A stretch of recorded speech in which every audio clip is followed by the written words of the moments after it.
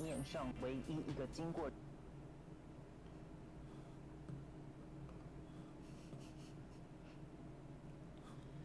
Oh boy.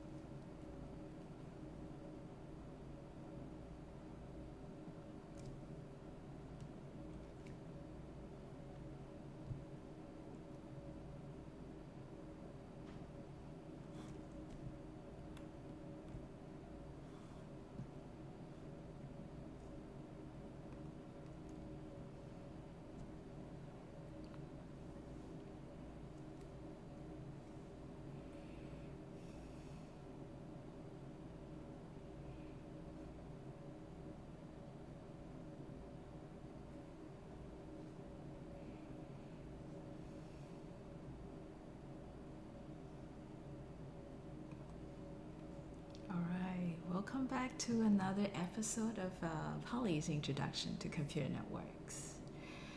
And this is week 13. You know what? Week 13 means that we have only 4 weeks left to the end of the semester. Excluding the final week, just 3 weeks of lectures remaining. Okay. Well, think of it this way. Summer break is just 4 weeks away. Yay! So that's hanging there. Just 4 more weeks to go. And the assignments during this week includes a PA. So that's PA number 8. Polly has already reminded you guys that PA number 8 might not be trivial if you want to take it the harder way, which is to exploit existing code, existing web server code in Golang. And Polly is very happy to know that some of you guys have already started working on it. And I think if I recall, what was the Cheng Rui there, on behalf of Team 12 has started working on it. And so he ended up implementing something more like a FTP client using a web browser as the interface. That's a cool idea, although it's not exactly what PA8 is asking for. PA8 is asking something that's a lot easier. Okay, but hope that you enjoy the process of exploring Golang and what you can borrow from the existing packages, existing code to do the things that you are interested in doing. All right. And this week, what's doing is also 4 quizzes. Okay, so quiz number 34 to 37 we'll be doing. And for today, we have 2 quizzes coming. So the structure of the lecture today is 2 topics: NAT, and IPv6. And each, after we finish the videos, the quiz will come up and ask you which flavor you would like, whether you would stay using IPv4 or using NAT or using IPv6. So let's start with the intro video of NAT, the Network Address Translation Service. NAT, the Network Address Translation Service. This is one of the most used protocols on the internet these days. It's here to address a very serious problem. We're running out of IP address space. Yeah, 2 to the power of 32, it sounds like a high number, but we do have a lot more hosts, a lot more router with network interfaces requiring these IP addresses. Therefore, IP addresses is a scarce resource on the internet. To get one, you pay quite a bit of money. This is also why, if this is home network here, behind the local network, your deal with the ISP is often this. You pay a specific amount of money monthly. You get a certain downlink bandwidth, certain uplink bandwidth, and a certain number of IP addresses. Usually you get 1 static IP address or 4 dynamic ones. If you pay more, maybe 8 dynamic ones. But essentially, the more IP addresses you need being allocated from the ISP, the more money you pay. So it's not like every family can afford paying that much. So to try to save money, this is what we often do at home. We just, subscribe for 1 IP address. And then we create a home network, using some fake IP addresses that we make up, and a subnet address that we make up. So instead of asking the ISP, asking the system admin for a block of IP addresses, we can afford it. We use fake block of IP addresses. So we call this local network or home network. Each of the interface is assigned an IP address on the fake subnet. So these are then fake IP addresses. Now, as long as we are sending data within ourselves, it should be fine. But if we want to send data out, wow, we need to be careful. And that's when we need a NAT server here at the home gateway. So NAT is sitting right here. So all packets that's leaving the local network needs to be using the real IP address, the IP address assigned by the ISP. Otherwise, it's going to be dropped at the ISP. So now if this guy has a connection to go out, and this guy has a connection to go out, and this guy has a connection to go out, each of these connections to not collide to each other will be assigned a new port number as well here. Okay, a different source port number. Source IP address changed to the global IP, the real IP, and the port number changed to a different number so that they don't collide to each other. So that is the general idea of NAT. We'll describe the detailed mechanism slightly later. What's nice about NAT is this. We don't need to ask the ISP for a block of IP addresses, which is very expensive. One is enough, save us lots of money. There are 3 more benefits, in fact, using NAT. What is this? If we want to change the IP address in the local network, we just change it. It's not like, we're changing the IP addresses of the gateway there, which is a global ISP, which is assigned by the ISP. Then we need to inform the ISP we're changing it to somewhere else. Otherwise, traffic is not going to flow through. Okay? But if we're just changing the local machine, then there's no need of informing the ISP. Nice, convenient, so save us time. Third benefit, well, if the ISP is not providing good enough service, we can actually switch to different ISP. And the IP addresses we have on the local machines, we don't have to reconfigure them. We just stay using the same fake subnet address, fake IP addresses. The last benefit is slightly unexpected to many of you. Okay. Those devices inside the local network, those 10.0.0.1, 10.0.0.2, those IP addresses are fake ones. Packets originated from outside, from the internet, carrying destination 10.0.0.1 is not going to flow through the internet and reaching the gateway and therefore coming back to the host. Because the IP address of the gateway is what? 138.something. That's the real IP address. That is also what people call the global IP address. And that fake address there is the virtual address, the subnet address. Okay. So subnet or virtual address or fake IP addresses are not addressable. By not addressable is, what I meant is packets coming from originated from outside just have no way of reaching. So they are therefore not visible from the internet, not visible from hackers in the internet. So it's a security plus, unexpectedly. And next, the exact mechanism of NAT. NAT's mechanism is quite straightforward. Only 3 steps, 1, 2, and 3. Step number 1, you heard about it a bit already. So this is to handle when packet is going out from the local net to the world. We'll have to replace the fake IP address with the real one. We'll also replace the source port number with a new port number. Okay, so the source IP address, the source port number, these 2 fields are replaced with these 2 values. And this pair, so 1, 2, 3, 4, okay, are also tracked, being remembered in NAT's translation table. So the source IP and the source port number, as well as the translated source IP, source port number, will be maintained as a pair in the translation table. So when the remote hosts receiving this packet and sends back a response, in the destination IP address, it's going to be the real IP address, and it's going to be the new port number. So that packet coming into the local net, the net box there is going to look up the table and find the pair, right? So it's matching this IP address and matching this new port number, and therefore translate the IP address back to the corresponding port source IP address, and translate the port number to the corresponding original source port number.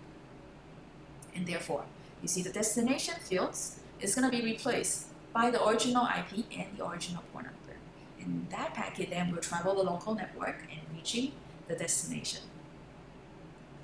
Let's use some animation to illustrate. It will be easier to understand. So the local net here, using a fake subnet address. So this machine here, 10.0.0.1, is sending a packet to a web server, outside of the local network, inside the internet. The packet is going to look like this. Source IP being the fake IP. Source port number being the port the web browser is sitting on. Destination IP, the server's IP. Port number, the web server's port number. So that packet is going to reach the net box in the middle, and this is going to be replaced. This is going to be replaced. So 10.0.0.1 is going to be replaced by the real IP. And the 3345 port number is going to be replaced by a new port number generated by the net box here. Step 2, the net router there is going to add an entry into the translation table so that we know this old IP, this old port number is now being changed to this new IP and this new port number. When this packet reaches the web server sends back a response. Destination address will be the source of the request. So destination port, the source port number of the request. Now, this packet will come back to the net box in the middle, and one more translation is going to be done.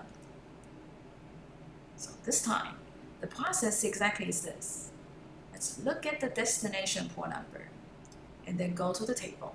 Look up the entry in the table such that the port number in the WAN part matches the destination port number. Now, destination IP address is definitely going to match the WAN side of IP address because the WAN side IP address is going to be just 138.76.29.7. So this unique new port number is the key. So destination port number, you look up this value in the translation table. Identify the entry, and then replace the destination IP address with the LAN side address. Port number also with the LAN side port number. And that's why we see destination IP address, now the fake IP. Port number, now the original browser's port number. That's how NAT works. All right. So NAT there is to allow having a lot of devices at home to share one IP address, one real IP address, because having an IP address is expensive. Okay. And you see also that in the mechanism description, essentially from the fake source IP port number, we kind of translate it to the real IP address that we have paid for. And assign a special port number such that this IP address and the port number, the real ones, can be mapped back to the original fake IP address of original fake port numbers.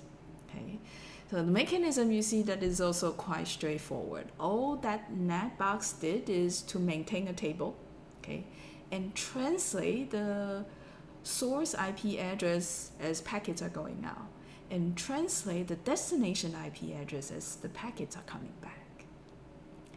Now, NAT seems to help us a lot in terms of saving money, but can you see any problem using NAT?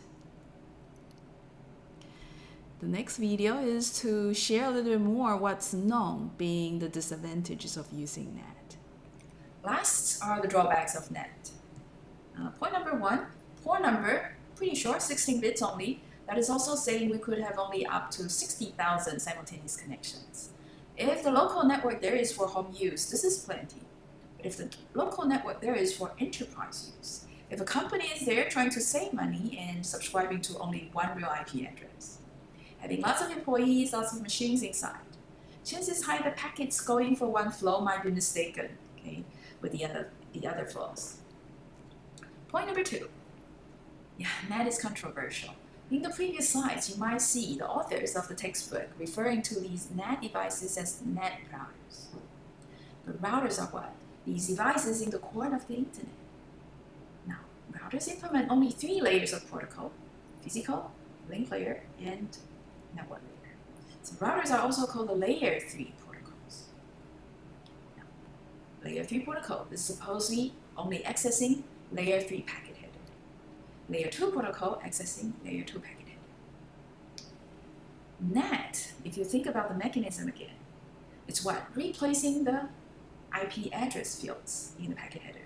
It's also replacing port number in the port number fields in the packet header.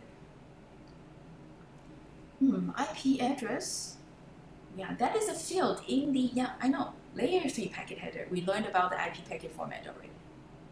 But port number, if you recall, in chapter 3, the transport layer, port numbers are there to differentiate different processes running on the host. It's actually a layer 4 notion. It's in the transport layer header. It's in the layer 4 header. So NAT as a router should not be doing that. So those who are against NAT boxes to address the network shortage, IP address shortage problem, argue that we should probably, improve IPv4 such that we have more bits for the IP address field. So IPv6 is the next generation. It's using 128 bits for the IP address, much longer. We'll talk about this later. Point number 3, netbox. Yeah, hosts sitting behind netbox cannot be reached from a machine from outside. So that was actually presented as a benefit, a security benefit earlier, right? Hackers cannot be sending packets to 10.0.0.1 because that packet is just not going to go anywhere. Okay, not even reaching the netbox in the middle, the IP address being 138 or something. Right? Only packets with the destination address 138 or something will be able to reach netbox. Okay? And netbox there, it will also not know, right? What port number, what local IP address to convert back to reach 10.0.0.1. So yeah, it's actually hard to reach local hosts from outside. So if packets are originated from outside, that's not going to work. Packets originated from inside, however, works. Now we know, right? So from 10.0.0.1, the box tracks the local IP address. Okay, keep it in a table. That packet gets translated using global IP, using real IP, goes out. Packet will come back to the router, and the netbox look up the table and then translate back. So originated from inside, no problem. But data originated from outside, big problem. And this is a serious problem for these designers, P2P protocol designers.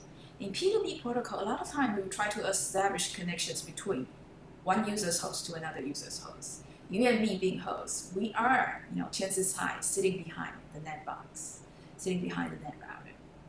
So we'll have trouble calling directly to each other, setting connection directly to each other. If you recall in Skype's protocol design, making a call, the designer of Skype actually take extra step. Okay? Bob and Alice will need to call a relay peer, and the relay peer will exchange packets for each other. Okay, for these two peers, for Alice and Bob. So, application layer designer now need to worry, okay, in case layer 3 or layer 4 protocol is going to break. Okay, unexpected might happen. So, one layer's protocol designer needs to worry about another layer's, how it's designed, how it works. That's breaking the end-to-end argument. So by this here, okay, what I'm saying is this: the reference protocol stack there. Application, transport, network layer. So we say nice about building the network protocols and separate them by layers so that it's modular. Designer in one layer does not need to care about what's inside another layer. Exactly the same thing we are arguing here. Application layer protocol needs to worry about another layer's protocol, how it works. So that breaks the modularity there we have in the original reference stack. And that is what end-to-end argument is referring to.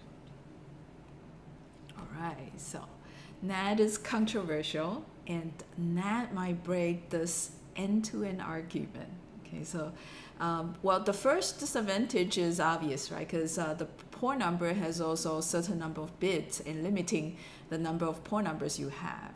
Okay, so NAT does not really work in case you are running a company, for example. But NAT being controversial, if you think about it, we've studied HTTP is a network layer protocol, TCP a transport layer protocol, IPv4 a network layer protocol. If I ask you, NAT, what layer protocol it is, what would you say? Well, it needs to change the transport layer protocol header as well as the network layer protocol header in a way that NAT as a protocol, it's not strictly network layer, it's not strictly transport layer either, right? Controversial. Okay, we have never seen a protocol that's not in one of the layers, but in 2 layers, crossing layers. Okay, and the end-to-end argument is also that having a protocol like this, if clients try to establish connection with another client, okay, or another users like us, okay, in that case we call peer. Peer try to connect, try to establish connections to another peer. We do have this NAT traversal problem because if we are sitting behind NAT, the IP address we see is a fake IP address, and by that I meant when we send packets with that fake IP address as destination, it will go out to the router, but the routers on the internet will not be able to tell which is the next network interface to forward packet to, because that IP address was a fake one. Okay? The routers inside the internet will only be able to forward the packets only when the IP addresses in the destination header are real IP addresses. Okay. So, fake IP addresses users won't be able to send messages directly to each other. Their IP applications, they will have trouble really establishing connection at the first place. Okay. So they came up with all sorts of mechanisms to get around the net boxes. Okay. And we don't have time to go over the net traversal part of the textbook, but Polly did have a video recorded aside, so in case you're interested how we can work around net boxes. And now, quiz 34. Okay. And I see some students has already discovered that channel W13 and quiz 34 is activated already. But hey, quiz 34. So this is asking you, okay, what would you prefer? A lot of times we see in real world the ideal solution, the perfect solution, okay, the solution that fits exactly the solve the problem exactly, might not really be practical because the ideal solutions oftentimes are expensive. Okay. So Q1 is asking you here, okay, you as a user, for example, on behalf of your parents trying to negotiate or subscribe to the ISP, would you rather paying for multiple IP addresses or using NAT? Okay. And why? Q2. Well, Q2 Q2 is a little bit harder because I ask whether you prefer NAT or using IPv6. Recall when we started NAT, I said that, this is to address, right? I said it in the video that this is to address the IPv4 address space shortage problem. IPv6 is the next version of IPv4. IPv4 uses only 32 bits as the IP address space, and IPv6 use a lot longer, 128 bits. So you get a lot more real IP addresses if we use IPv6. All right. So Q2, knowing what IPv6 is different from IPv4, would you now rather use NAT or IPv6, and why? For this quiz, guys, Polly is not looking for a quick answer. Okay, go deep and think. Maybe get your teammates to discuss a little bit. You have 7 minutes. The bonus will be given to the answers that are the most thoughtful. Okay, so that usually is in what you say, why you pick paying more for IP addresses or you prefer choosing IPv6. Okay, so why?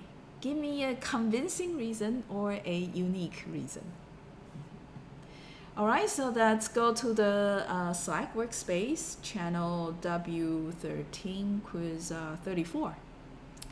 7 minutes. Let's work on it.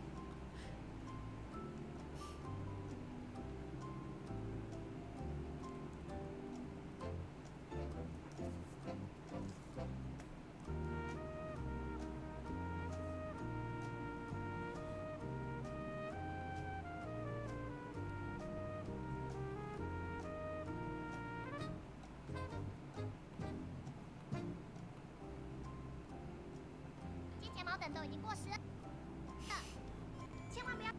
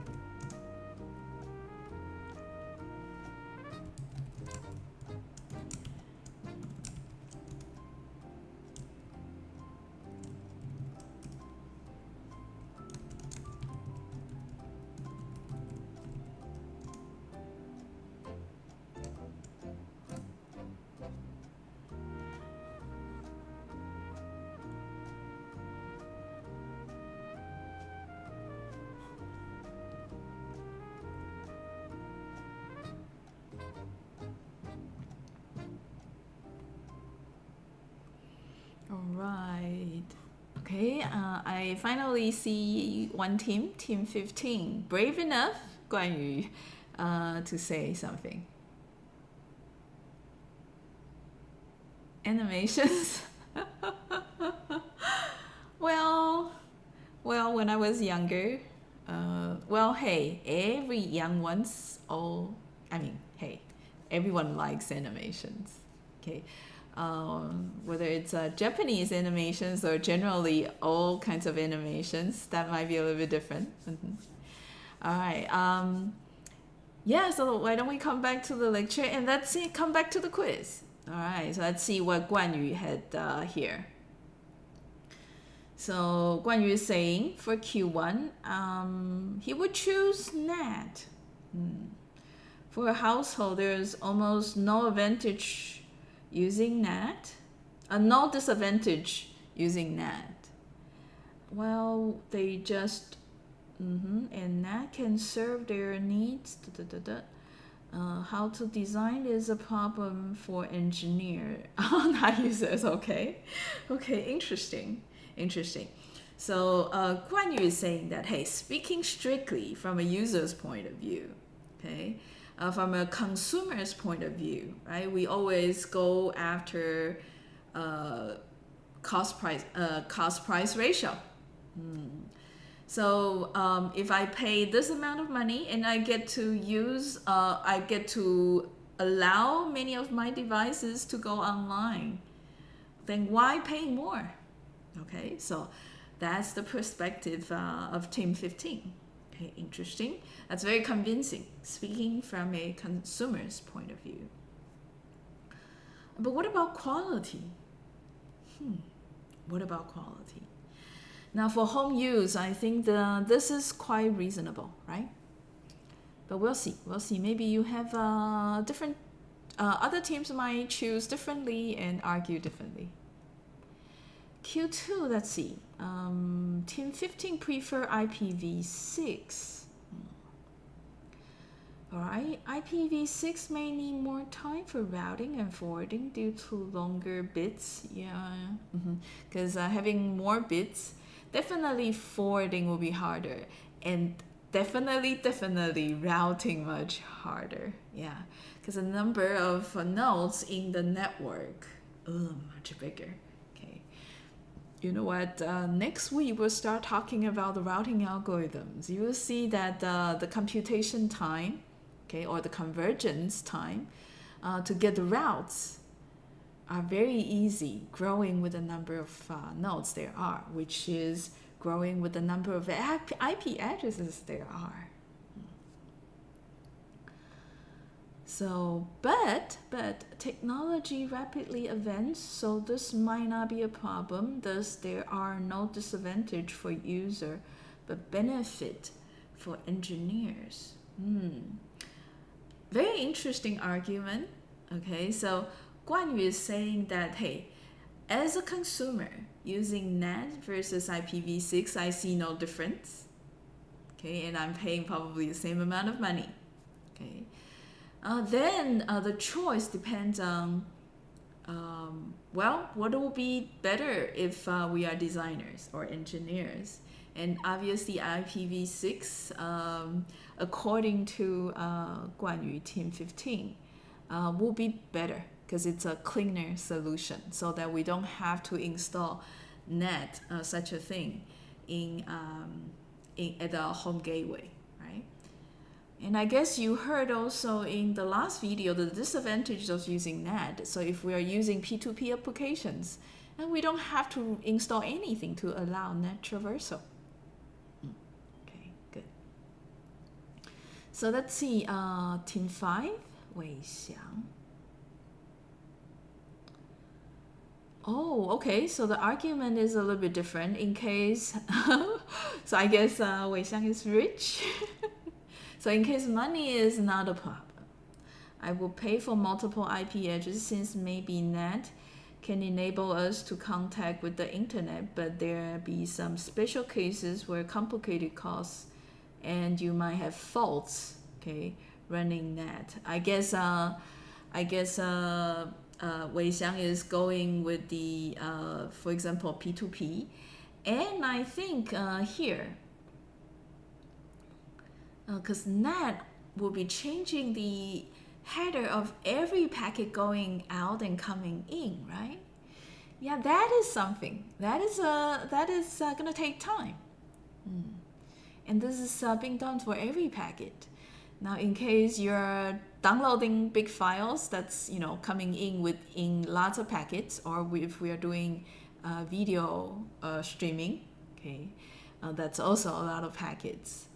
Well, this might take time, and this might generate faults, packet errors, for example.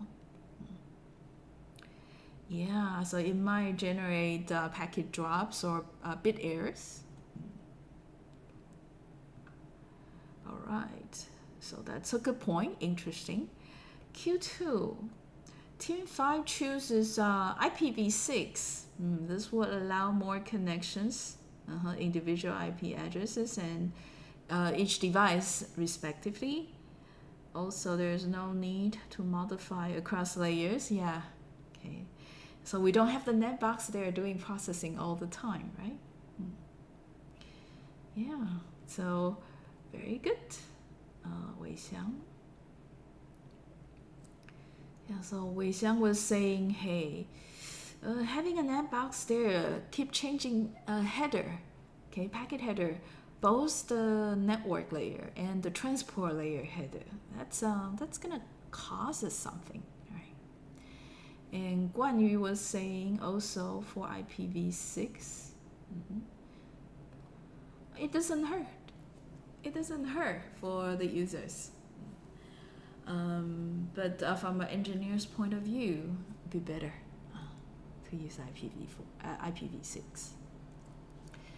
All right, so hey, for other teams, I know it might take a little bit more time. Hey, that's actually not a problem at all.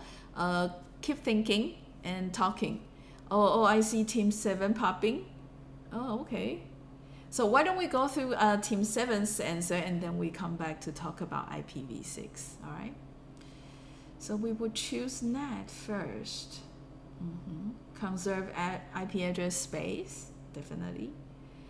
Better network security. Okay, so you like the fact that the hackers out on the internet won't be able to access the machines behind NAT, right? Because those are fake IP addresses. The routers on the internet won't be able to forward packets with fake IP address as the destination address. Okay, so you like that you are safer. You have many reasons. That's very thoughtful, definitely. Last but not least, using NAT, we don't need to buy a new IP. Yeah, definitely. Cheaper. Okay. Very good. All right. And for Q2, I think argument is similar. All right. Better multicast routing. Oh, okay. So we have not yet talked about this, right? Yeah, so Team 7, you guys obviously watch the videos coming later today or tomorrow. All right, so let's come back to the second half, the second topic, IPv6. All right, here's the intro video. Last topic in 4.3, the IPv6. This is also the protocol some of these network engineers thought more legit, addressing the IP address shortage problem, instead of using these controversial net boxes. And that is why we actually upgrade from version 4 to version 6. The approach is very straightforward, expanding the 32-bit IP address space to 128 bits long. So the main goal of having IPv6 is exactly this. There are two secondary goals. First is to speed up the processing or forwarding of the packets as they come into a router. So in the data plane, packets coming in really, really fast. If we could reduce the forwarding time, processing time, we make the transmission process as efficient as possible. So you'll see in IPv6, the header is also changed to try to reduce the forwarding time, the processing time. The secondary purpose, this. We want to add something so that we could label the packets, so we could separate a group of packets from other, and make them flows, different flows. Now, with the different flows of these packets, we could then assign priority to a specific flow versus lower priority for other flows. Therefore, we could establish a more flexible levels of quality of service for these different flows. You see also header fields there to support labeling of flows, setting priority of the flows. So that's a very brief overview. Essentially, the key point is that we now have 128 bits, as the IP address space. The next video, it's going to be a little bit long because it's going to talk about the IPv6 packet format. So the header fields in an IPv6 packet, it's quite different from the IPv4.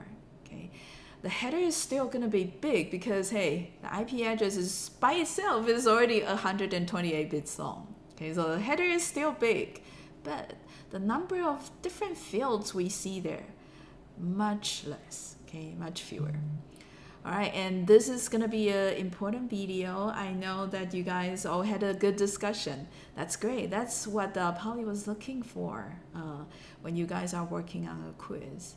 But this video is somewhat important. I would say that maybe you pause typing there and focus on this video. And so that you will be able to follow the video better, so you don't have to watch the video again, right, afterwards. So let's check out the packet format of IPv6. And after this, you will have time to come back to type up your full solution for quiz 34. All right, let's check out the packet format. The IPv6 packet format. The header part of it is fixed size and 40 bytes long. Now, recall version 4. Is it fixed size or variable size? It's actually variable size because of the option fields there. So that field, in case we have more options, then it's going to go longer. No fields, 0. And therefore, IPv4 header size is 20 bytes minimum and could potentially be more. Now you probably recall, right? When we were talking about the IP header size, 20 bytes, we also mentioned the TCP header, 20 more bytes, together 40 bytes, just to store the control information. If we're sending a real message that's 10 bytes long, the entire packet will be this long, while only 10 of them is effectively sending data. This is very low utilization. So yeah, Poly kind of promised you that in the next version of IP, we're going to reduce the size of the header. But you see here, is 40 longer or 20? Yeah. 46 in fact has a longer header. But this is necessary, and this is as small, as short as possible already. Allow me to explain. In the IP packet header, there are two fields called the source IP and the destination IP. In version 4, the IP address space is only 4 bytes long. Now, to store source and destination IP, you only need 8 bytes. But in version 6, the main goal is to expand the IP address space. So unavoidably, we have very long IP address, and two of them, one for source IPs, another one for the destination IP, together 32 bytes. If you look at this, version 6 header 40 bytes, so we have only 8 bytes for the additional fields. While in version 4, 20 bytes long, we have 12 bytes for the additional fields. The designer of IPv6, you see, try very hard to reduce these other unnecessary part of the header, removing them away, removing these fields away from the header. Okay. So 40 here, longer indeed, but it is actually after we try very hard making the header part as compact as possible, as small as possible. In fact, the second feature of the version 4 header is this.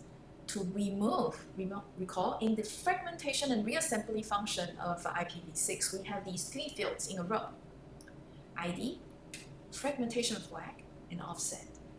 This row of extra header fields remove entirely, okay? And this is done by disabling the fragmentation and reassembly function in version 4. So in IPv6, no longer allowing fragmentation.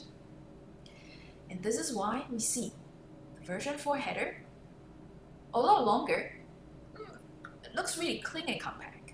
Okay. First, the source address. Second, destination address.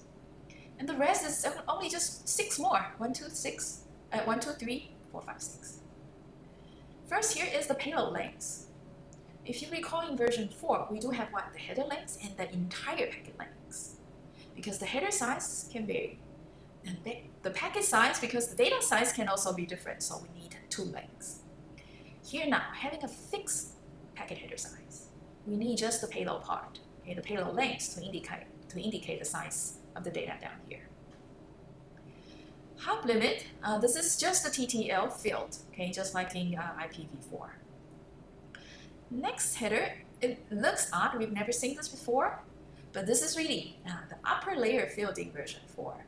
So what it does is, once we extract the payload, we actually forward the payload to what's indicated by this pointer here.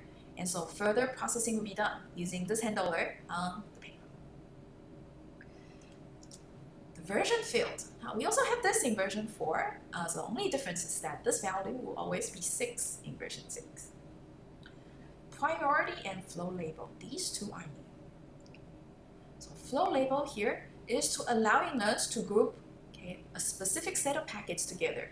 Okay, so coming from one application, coming from one service, they could be carrying flow ID 1, and other packets from other services, flow ID 2. So we could identify packets for one flow, okay, and packets for yet another flow. So we could separate these packets traveling the internet. As a result, we could then provide different priorities to different flows. So some flows will go earlier than the others. Therefore, we provide flexible levels of these QoS. Now, there are some more fields we remove, okay, not just the fragmentation fields. The header checksum in IPv4 header, that is removed because to calculate checksum takes time. To check checksum takes also time. So let's try to reduce the forwarding processing time as much as we can. So let's remove the checksum part. Yeah, and take the risk of some bits in the header being flipped. Yeah, we might have some, we might run into some errors, but chance is very low. Okay. Yeah, we way higher here, way more here, trying to make sure the forwarding part is fast. And we move the option part down to the payload, so that when we grab the payload and give it to the handler is going to look at the first few lines in the payload, and those will contain the options. Okay. Yeah, there's one more thing. Yeah, Icmp version 6. What is Icmp? You need to think back. In one of the earlier overview slides, I was talking about the functions and protocols implemented in the network layer. Right? In the data plane, we have forwarding. In the control plane, we have routing and management. Icmp is one of these protocols implementing the management function. Okay. So we also extend the version for Icmp to version 6. And the reason we need the version 6 Icmp is so that we could send a special message, packet too big. Allow me to elaborate. Now we don't have fragmentation and reassembly. But the fact that some of the links on the internet allows smaller MTU is still there. So what if we have big datagram coming to a router and the next link is saying MTU smaller? But we cannot fragment this datagram anymore. What should the router do? What can the router do? Okay, so the mechanism in version 6 is to send a special message, an Icmp version 6 message, back to the data source saying packet too big and the better packet size is below this MTU bound. Okay, so there's additional message being defined in Icmp version 6, allowing the routers to manage themselves, deciding what is the best datagram size. Now we'll just ignore this part. Multicast, we'll just not talk about it at all. Okay, it's a can of worms. So this is IPv6 packet format. All right, so that was IPv6. And you know what, that's about all for today. And tomorrow morning, there are 2 more videos about IPv6 we have not yet played. So we'll pick things up from there. And then you will be working on quiz 35. I do see a question. Oh, okay, so this is a question from external students. Michael is asking, are there any questions one can work on or problem sets one can work on so that you can confirm whether you're learning things correctly? We do have a Slack space there. The students, after each quiz, are going there and try to see if they pick things up correctly. Okay. There are also exam problems, all publicly available from the class page. Class webpage. I guess you can Google Polly Huang and see if you can find my page and find the teaching, find the course page from the teaching link. Okay, so I hope that addressed the question. And hey, rest of you guys, if you have started working on quiz 34 but did not finish typing everything up, keep on working on it. And that's all for today. I will see you tomorrow. Okay, bye.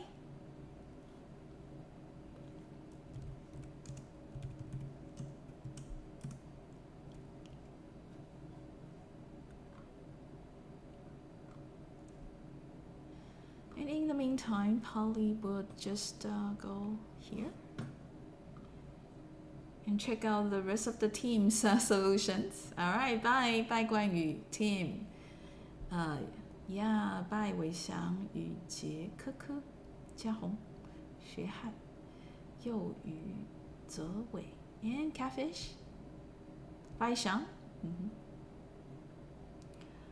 I'm an app designer. I would prefer using IPv4 because I don't need to consider whether the client is using Net. Yeah, definitely. Okay, that's an interesting point. Instead of thinking from a consumer's point of view, from a designer's or engineer's point of view, I would choose IPv6 because it allows more connections. Transport layer, header, file. Yeah, so we don't have to change the header parts of the packets all the time using that. All see for team 14 here. When there are many computers, it will cost a lot to pay. Yeah, so you still prefer NAT. And it's safer, definitely. Because the port number field is much more larger. Can be used. And also avoid switching, definitely. Alright. Team 1, we think we choose NAT over because it's cheaper and safer. Right? Things get clear, right? Using NAT, benefit, cheaper, and surprisingly safer.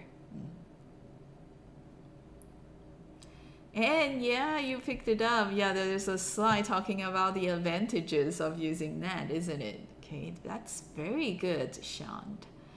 Okay, I see you guys are paying attention and watching the videos. We think we would choose IPv6. Okay, it's soft. Well, essentially, you don't need NAT if you have IPv6 in a way, isn't it? Team here says NAT using IP address. Yeah, cheaper. IPv6. Yeah, so then we don't need to install NAT at all, right? Because that NAT box here can be a single point of failure because it's right there at the gateway, changing every packet going out and coming in.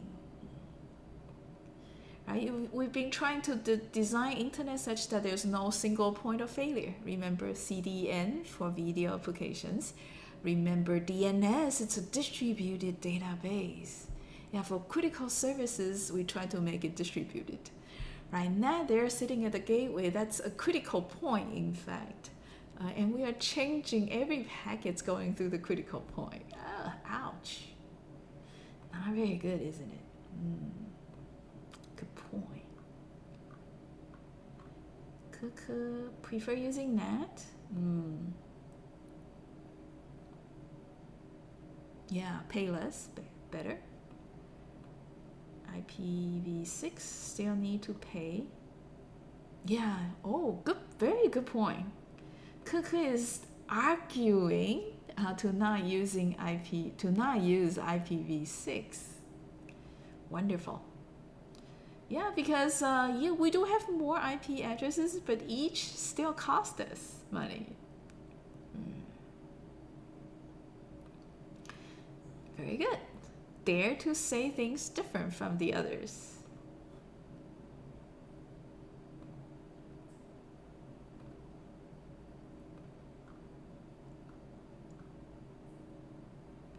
So, yeah, as a household, you choose NAT, and as a company or organization really need more IP address, then go with IPv6. Very, very thoughtful. In Howard, NAT, cheaper and safer. So we're converging. Application is more important and being used a lot by the family members. Then probably try to get more IP address, I guess. Yeah, so I guess Team 6, Howard here is also trying to think from both perspectives. Team 6 prefer IPv6 here. Yeah, and you don't have now the IP address shortage problem. All right. So in a way, the reason that we have NAT, is that even if we want to pay more, we might not get more IP addresses, in fact. Yeah. So if you think a little bit more, then having less IPv4 addresses but more IPv6 addresses, maybe the cost of each IPv6 address can be lower comparing to IPv4 address. I think that's probably the case, at least at the beginning. But as we go on, a decade later, IPv6 IP addresses might be just as expensive as the IPv4 addresses. Who knows? Very interesting here.